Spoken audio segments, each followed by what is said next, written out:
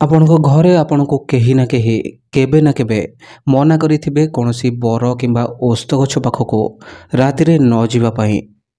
ହେଲେ କ'ଣ ପାଇଁ ରାତିରେ ସେଠାକୁ ଯିବା କଥା ନୁହେଁ, ଏହାର କାରଣ ବୋଧେ ଆପଣ ଜାଣିନଥିବେ। ତେବେ ଚାଲନ୍ତୁ ମୁଁ ଆଜି ଆପଣଙ୍କୁ ଏହା ପଛର ସତ କଥାଟି କହିଦେଉଛି। ତେବେ ଏ କାହାଣୀ ହେଉଛି ଗୋଟିଏ ମୁଞ୍ଜିଆ ନାମକ ଗୋଟିଏ ଅତୃପ୍ତ ଆତ୍ମାର। କୁହାଯାଏ ଯେ କୌଣସି ବ୍ରାହ୍ମଣ ପିଲାର ବର୍ତ୍ତଘର ହେବାର 15 ଦିନ ଭିତରେ ଯଦି ସେ ମରିଯାଏ ତେବେ ସେ ଏକ ପ୍ରେତ ଯୋନିରେ ପ୍ରବେଶ କରିଯାଏ, ଯାହାକୁ ମୁଞ୍ଜିଆ କୁହାଯାଏ। ମୁଞ୍ଜିଆ ବହୁତ ଭୟାନକ ଆଉ ଚାଲାକ ହୋଇଥାନ୍ତି। ଏମାନେ ଓସ୍ତ ଗଛରେ ହିଁ ରୁହନ୍ତି ଆଉ ବେଶୀ ସମୟ ରାତିରେ ଏମାନେ ଓସ୍ତ ଗଛରେ ବସିଥିବାର ଲୋକଙ୍କୁ ଦେଖାଯାଆନ୍ତି। ଆଉ ଏମିତି ବହୁତ କାହାଣୀ ମଧ୍ୟ ଶୁଣିବାକୁ ମିଳେ ଯେଉଁଥିରେ ମୁଞ୍ଜିଆ ମାନେ ଲୋକମାନଙ୍କ ଦେହରେ ଆସି ତାଙ୍କୁ ବହୁତ ପ୍ରକାରର ହଇରାଣ ହରକତ କରନ୍ତି। ଆଜି ମୁଁ ଆପଣଙ୍କୁ ଯେଉଁ କାହାଣୀଟି କହିବି ଏହା ହେଉଛି ମନୋଜର। ମନୋଜ ଆନ୍ଧ୍ରପ୍ରଦେଶର ଗୋଟିଏ ଛୋଟ ଗାଁରେ ରହୁଥିଲା। ମନୋଜ ସେ ଗାଁକୁ ନୂଆ କରି ରହିବାକୁ ଆସିଥିଲା, କାରଣ ତାକୁ ସେ ଗାଁର ପୋଷ୍ଟ ଅଫିସରେ ନୂଆ କରି ଜବ୍ ମିଳିଥିଲା। ମନୋଜ ଯେଉଁଠାରେ ନିଜ ପରିବାର ସହିତ ରହୁଥିଲା ଠିକ୍ ତା ପଡ଼ୋଶୀରେ ଏହିପରି ଗୋଟିଏ ପିଲାର ମୃତ୍ୟୁ ହୋଇଥିଲା ଆଉ ତା ବିଷୟରେ ମନୋଜକୁ କିଛି ଜଣାନଥିଲା। ମନୋଜ ପ୍ରତିଦିନ ନିଜ କାମ ସାରି ଆସିଲା ବେଳକୁ ରାତି ହୋଇଯାଏ।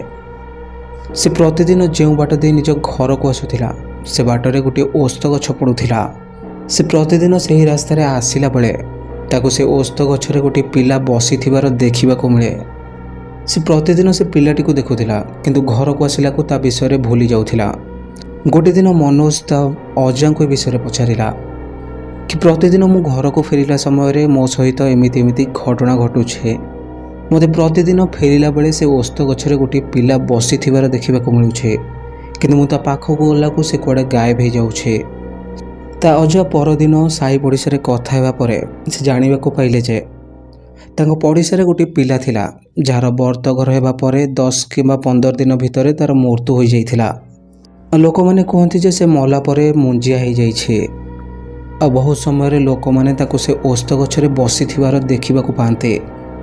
ମନୋଜ କଥା ଶୁଣିବା ପରେ ଏହା କହେ ଯେ ମୁଁ ପାଠୁଆ ପିଲା, ମୁଁ ବଡ଼ ହୋଇଯାଇଛି ଆଉ ଏ ଭୂତ ପ୍ରେତ ଉପରେ ମୁଁ ବିଶ୍ୱାସ କରେନି।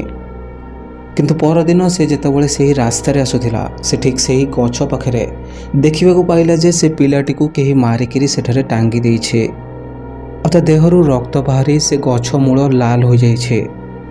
ସେ ଏହା ଦେଖି ସେ ଗଛ ପାଖକୁ ଗଲା ତ ହଠାତ୍ ସେ ଲାଷ୍ଟଟି କୁଆଡ଼େ ଗାୟବ ହୋଇଗଲା। ଏସବୁ ଦେଖି ସେ ଟିକେ ଡରିଯାଏ ଓ ସେଠୁ ଘରକୁ ପଳେଇ ଆସେ। ସେ ଘରକୁ ଫେରିଲା ପରେ ଦେଖେ ଯେ ତା ଶରୀରରେ କେହି ଯେମିତି ନଖରେ ଆମ୍ପୁଡ଼ିଲା ପରି ସବୁ ଚିହ୍ନ ହୋଇଯାଇଛି। ସେ ସବୁ ଆମ୍ପୁଡ଼ିବା ଜାଗାରୁ ରକ୍ତ ବାହାରୁଥିଲା, କିନ୍ତୁ ମନୋଜକୁ କିଛି ବି ଯନ୍ତ୍ରଣା ଅନୁଭବ ହେଉନଥିଲା। ତାର ଠିକ୍ ଗୋଟେ ଦିନ ପରେ ମନୋଜ କିଛି ଗୋଟେ ଅଦ୍ଭୁତ ପ୍ରକାରର ବ୍ୟବହାର କରିବାକୁ ଲାଗେ। ସେ ବହୁତ ଜୋରରେ କାନ୍ଦୁଥିଲା ଓ ଚିଲ୍ଲାଉଥିଲା। ଏମିତି ଲାଗୁଥିଲା ତା ଦେହରେ କୌଣସି ଆତ୍ମାର ପ୍ରବେଶ ହୋଇଯାଇଛି। ଏହା ଦେଖି ତା ପରିବାର ଲୋକ ବହୁତ ଚିନ୍ତିତ ହୋଇଗଲେ ଆଉ କିଛି ଦିନ ପରେ ତା ଦେହ ବହୁତରୁ ବହୁତ ଖରାପ ହୋଇଗଲା। ଏସବୁ ହରକତ ଦେଖି ତା ପରିବାର ଲୋକମାନେ ତାକୁ ହସ୍ପିଟାଲରେ ଭର୍ତ୍ତି କରାନ୍ତି, କିନ୍ତୁ ସେଠି ବି କୌଣସି ସୁଫଳ ମିଳେନି। ଏହି ସମୟରେ ତା ଅଜା କୁହନ୍ତି ଯେ ଆକୁ କୌଣସି ଗୁଣିଆ ପାଖକୁ ନେଇ ଚାଲ, ସେ ହିଁ କହିବ ଆର କ'ଣ ହୋଇଛି।